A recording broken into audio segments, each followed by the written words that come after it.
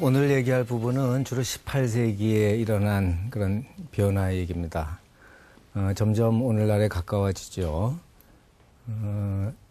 16세기, 1500년대부터 현대의학의 어떤 출발이라고 흔히들 얘기하는데 1500년대에는 과거에 없었던 인체해부학이 탄생을 했고 또 빠른 속도로 발전하게 됩니다.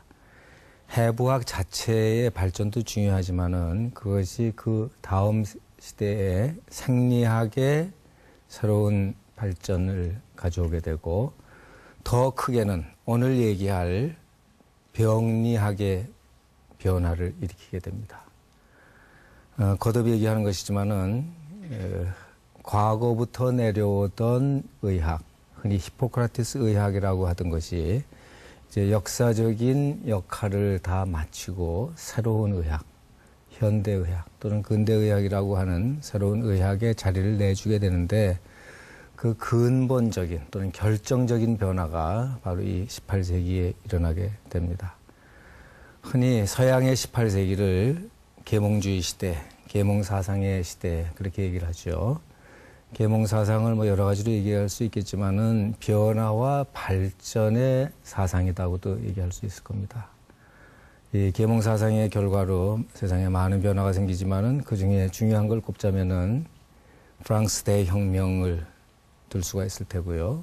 또 미국 독립혁명 과정도 계몽사상에 영향을 입어서 일어났다고도 그렇게 얘기를 하죠. 세상에 많은 변화들이 이런 사상적 뒷받침을 받으면서 일어나게 되는데 의학도 마찬가지입니다.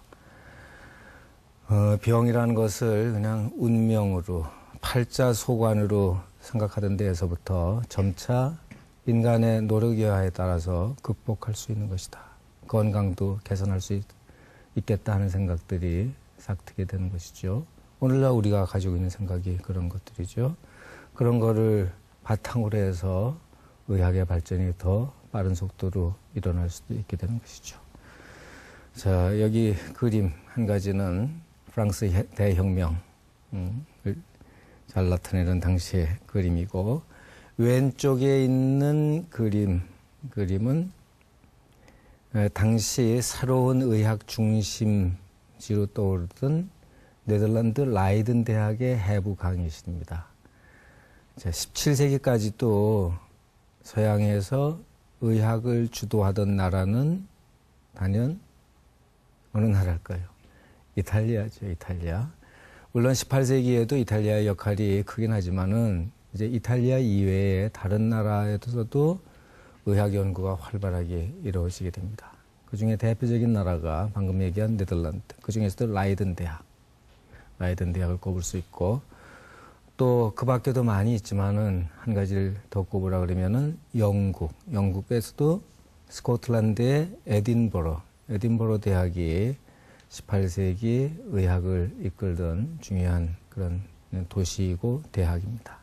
자, 이제 의학의 연구가 점차 다변화되고 그만큼 의학 연구 인구가 늘어나고 있다고도 얘기할 수 있을 거예요. 또 그만큼 발전의 속도도 빨라진다고 얘기할 수 있을 거고 또 그만큼 근본적인 변화가 일어나던 시대다고 얘기할 수 있을 겁니다.